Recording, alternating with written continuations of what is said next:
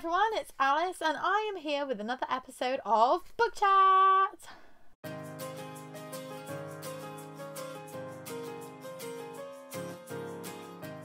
So if you haven't been to the channel before, you might not have encountered a book chat, but this is our weekly segment where we discuss all of the biggest and best bookish news of the week. There's not all that much that's happened this week, but there was a bit of a controversy that I'm going to go into slightly.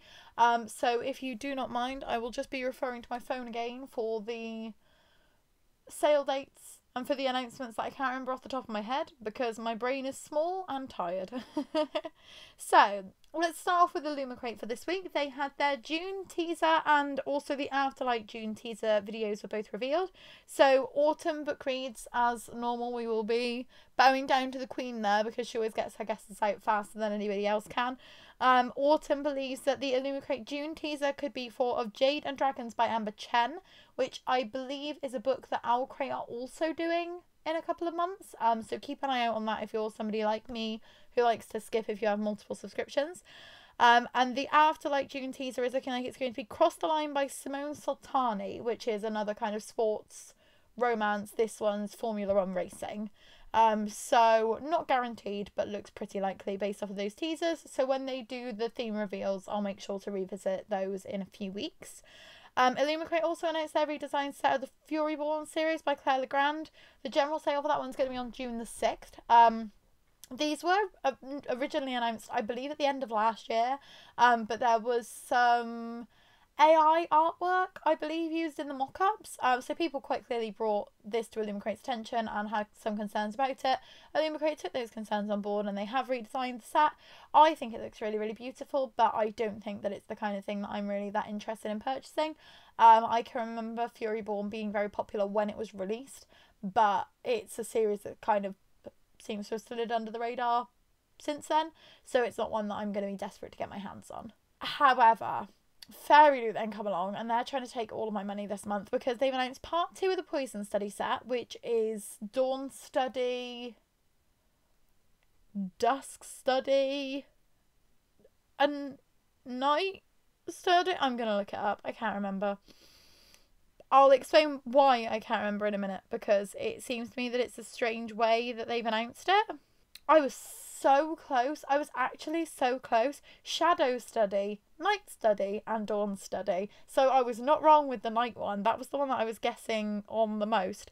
But basically, from what I can gather, these are actually technically books 7 to 9 in a longer series. So the Magic Study set that they did to start with, Magic Study, Poison Study, and I don't know why I'm saying Magic Study because Poison Study is the first one.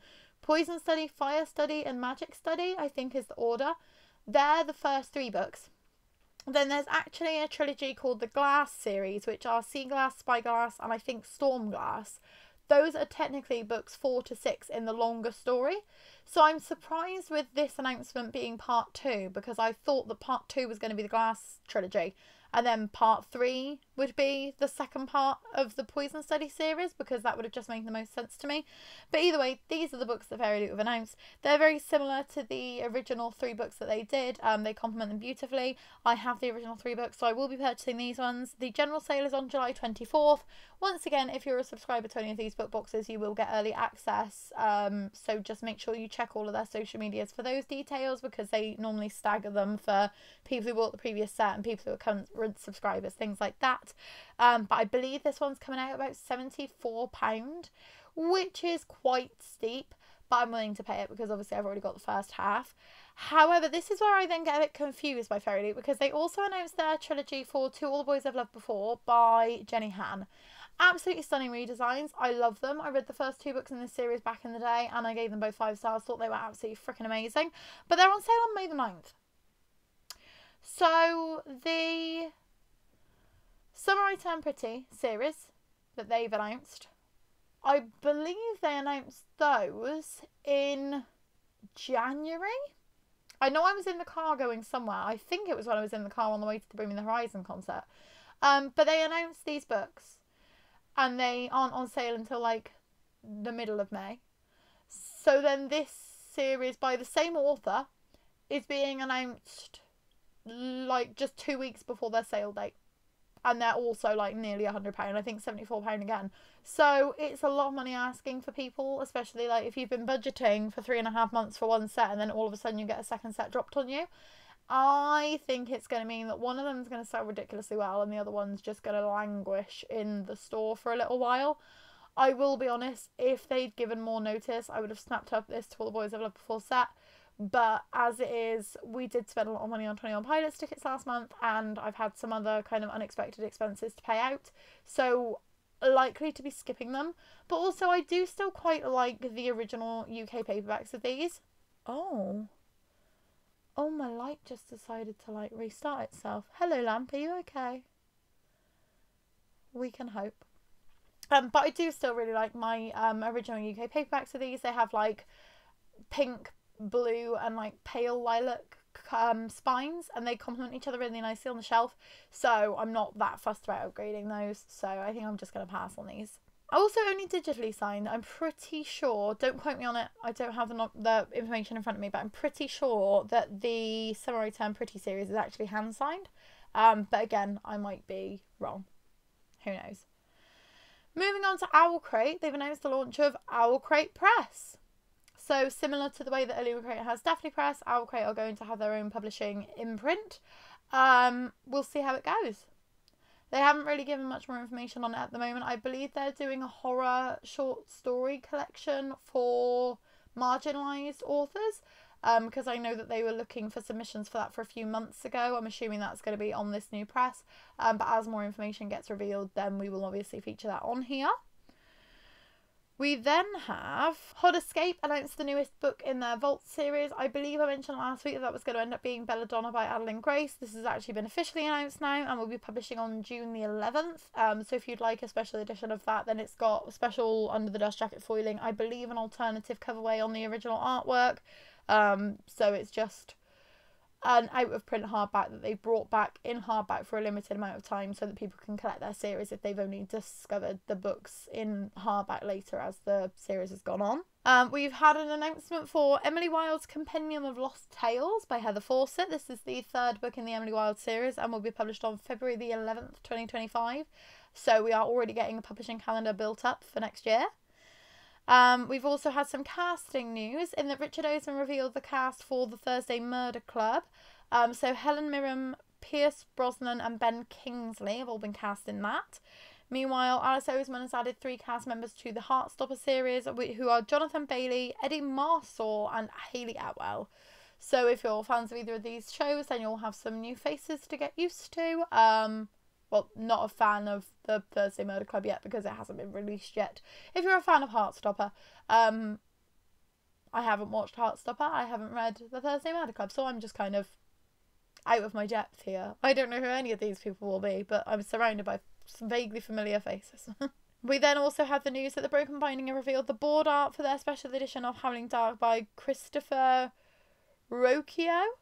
I'm probably pronouncing that terribly wrong. I'm kind of basing it off of the way that Pinocchio is spelt, so I'm really hoping I'm kind of close. And they've also released one of the illustrations from their Republic of Thieves set, which will be coming out over the subscription over the next couple of months. Now we're going to move on to the, like, controversial aspects of this week. I don't really understand it. I'm not going to lie to you. I don't really understand it, so I am going to have to refer to the article quite a lot. But what we're going to do is we're going to link this article down in the description because it's all a bit weird, to be honest. I vaguely saw something going on about this last week. I will be honest. I saw something before I filmed last week's episode and I thought, I can't make head and a tail of what's going on here. So I'm just going to leave that out until I've done a bit more research. And I've managed to do more research. There's been a couple of articles on it. I've kind of seen it all come together, so I'll mention that today. And then I do also have a very brief update on the Obsidian Flame Crate discussion that I was having last week, as a commenter did leave their experience on our video from last week, so I'll just give you a brief update on that as well, because I know I did say that I would give you more information on that as it came out. So let me start off with this new scandal, because it's a wild one. So this article is entitled, quite succinctly, What You Need to Know About the Freydis Moon Author Scandal. So, in what's one of the most confusing things I've ever heard, which is why I'm going to have to refer to this. Back in June 2020, a queer fantasy and science fiction writer known as Taylor B. Barton was accused of racist bullying by several of their fellow authors. Barton, who is a self-identifying trans person who also wrote and published under the name Taylor Brooke, issued an apology, but the harm proved irrevocable. They were dropped by their publisher as well as their agent. Their fantasy novel and their holiday romance were shuttled out of print. So they then decided to start using a different pen name, Brooklyn Ray. And then they basically said that they'd done nothing wrong. They'd been bullied off and they'd done nothing wrong. So they disappeared. However, in 2021, somebody then appears called Jupiter Wise.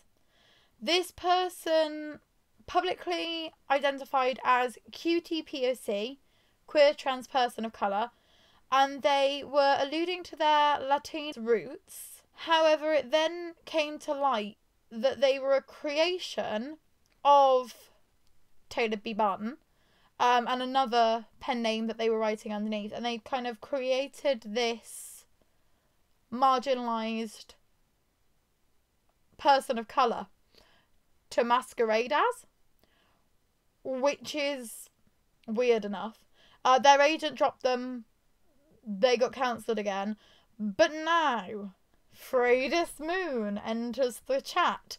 Beginning in 2022, Freydis Moon, who is a queer erotic author, horror author, also self-identifying as Latin, began publishing a trilogy. However, they've sent beta readers pages from a work in progress that is basically this other Latinx figures draft. So people have followed it along and realised that this is the same person. This Taylor B. Barton is just doing this again under another new name. So somebody has made a 39-page Google Doc, which is linked in this article. And somebody else has connected Freydis Moon to a host of other pen names.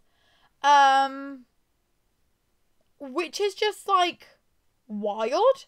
The author is continuing to deny all allegations, but several of the profiles have mysteriously gone private, so it doesn't really sound that legitimate. But that's something for you to enjoy if you like reading 39-page Google Docs about controversy. Then you've got another one. Also, I've seen on Twitter that allegedly this Freydis Moon is the one who was basically the whistleblower on the whole Kate Corain situation earlier in the year. If you missed that, there was an author called Kate Corain. They got a book deal. They were going to be published in one of the Illumicrate boxes, and Daphne Press is publishing their novel. And then they basically just created, review bombed loads of people of colour on, authors of colour on Goodreads, and effectively ended up leading to their own cancellation. Daphne Press dropped them, Illumicrate cancelled their box, their other publisher dropped them. They were just basically wiped from the face of the earth. But apparently a lot of the authors that were being review bombed knew who it was and what had been going on. However, they hadn't gone public with it because they wanted to deal with it privately, and then this Freydis Moon kind of exploded the whole thing. I don't know how real that is, because that's just what I've seen on Twitter or X or whatever we're calling it now, and I don't really use it a lot, so do not quote me on that. But that's what I've seen reported, is that actually this new controversy that's coming to light may primarily be because this author, who is pretending to be a Latinx author, actually decided to kind of involve themselves in this other controversy and may have now led to their own downfall. It's a wild ride. Bookish Twitter, Book X, whatever we're calling it now, it's a weird place to be. So now we'll go back to discussing Obsidian Mooncrate very, very briefly, because my phone is about to die. So it was a commenter here who said that they got the first box for Obsidian Mooncrate and they were pretty impressed. They then switched over to Obsidian Flame Crate and the items were decent, but they were repetitive. With just 3 boxes, it was a bad sign. They were very delayed. Of course, other book boxes have had those issues too, but this commenter believed that they handled it really well with not charging for the next box until you received your current box and offering discounts in their store. I cancelled because the delays were so bad and there are other book box options that aren't having these huge delays, so there was no reason to stay with them. There's just too many book boxes on the market right now to put up with long delays and repetitive items when you don't have to. So, yeah, if you missed the Obsidian Moon Crate news last week, it looks as though they're actually going to be ending as a business. I found out after filming last week's episode that 2 of the employees actually made a joint statement and said that they were no longer going to be working with the company. I'll ask Sean to put that up on the screen so that you can all read that as well, and we'll, again, make sure that that is linked down below. But I did ask if anybody had any kind of personal experiences with Obsidian Moon Crate that they would like to share. So thank you, Laura, for leaving that down in the comments. And again, like, it just shows another side to the story that, yes, it looks as though this is a book box that has had some teething issues and may have had some difficulty with getting off the ground and starting up, especially when deciding to split into 2. But sounds like they were definitely trying to put the consumer first, even if it may have then led to more problems for the business in the future. So that's the update on that, and I think that brings us to the end of the news section of the day. So now we'll move on to the quick update on what we've been reading this week. Again, the answer to this is not much. Few reasons. I had my audit at work, so I was busy with that. Had my birthday, so that was fun. I'm now 28, and I keep thinking I'm 29. And the whole week leading up to my birthday, I was like, oh god, only 1 more year left in my 20s. And then the night before my birthday, I realised, oh shit, I'm going to be 28. So I've managed to unage myself by a year. But also, that now means that I question even more why my back aches so much and I feel as old as I am if I am only 28. Which is a sad realisation. I'll just blame the 2 children. Let's just do that. We also went to see the Maine on Friday night, which was awesome. If you haven't heard of a band called the Maine, then they are a band from Phoenix, Arizona. They are celebrating their Sweet 16 at the moment, and they're doing like a mini Eras Tour-esque thing, which is super cool.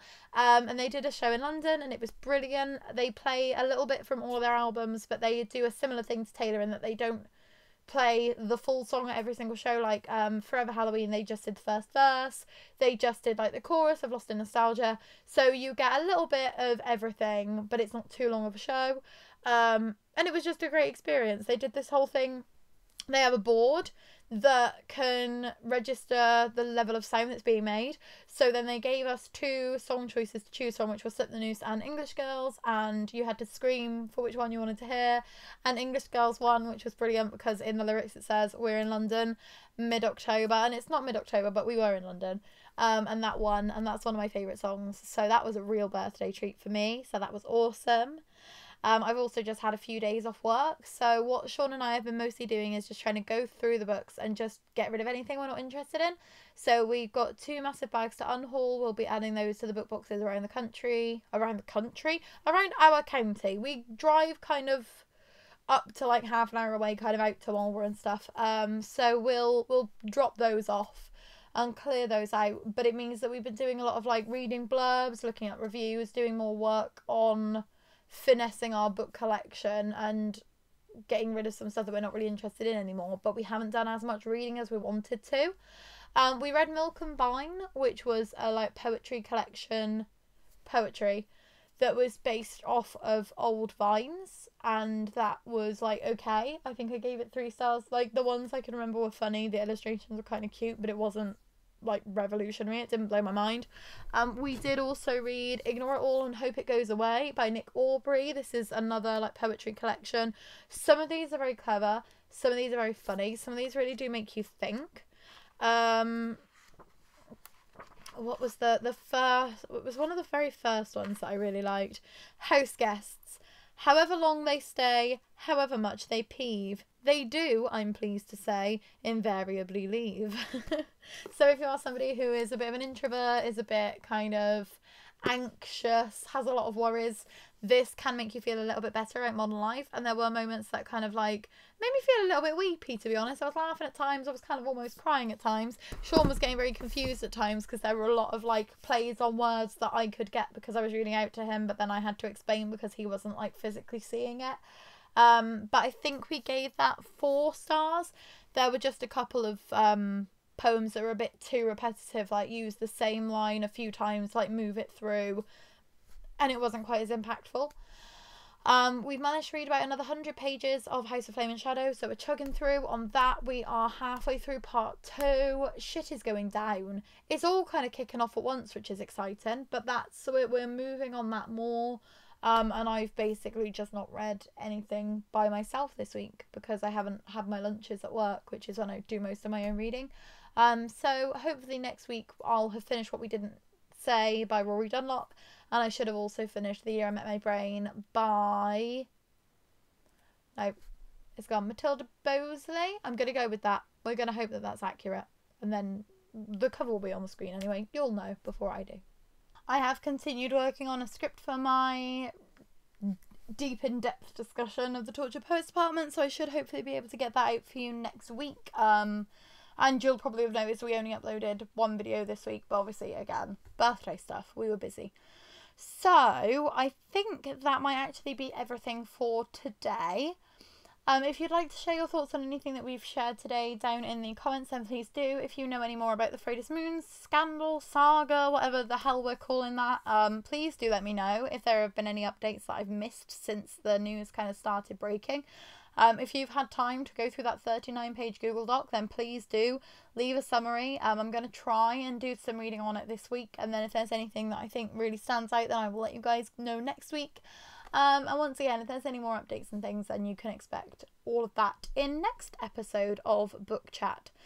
So, that's all for tonight from us. I'm Alyce, this is the Bumbling Blogger. If you like this video, What? If you like this video, please give it a like, and if you'd like to subscribe, we'd be super duper grateful. We post new videos at least weekly. We're trying to post more. Life's hard with 2 kids and a full-time job, man. Get off our back. But yes, we'll see you again soon. Thank you so much for your continued support, and I hope you enjoyed this episode of Book Chat. Bye!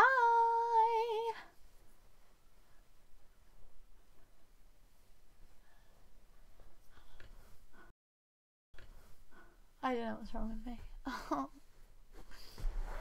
Tired man, okay?